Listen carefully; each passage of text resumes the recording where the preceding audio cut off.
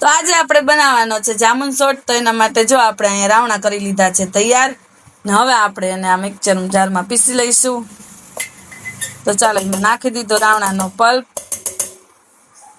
હવે એમાં નાખશું થોડીક ખાંડ,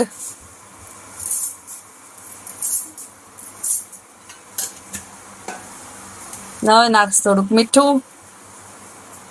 હવે આપણે આને છે ને થોડોક બરફ નાખી અને મિક્સરમાં ક્રશ કરી લઈએ।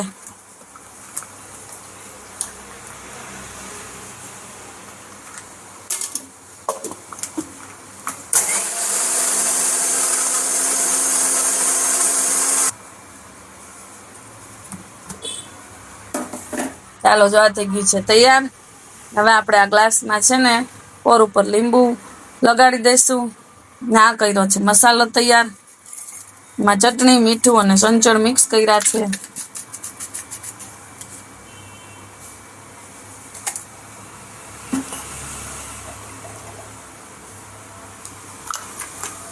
વાહ, તો આ થઈ ગયું છે જો આપણું સરસ મજાનું જામુન શોર્ટ।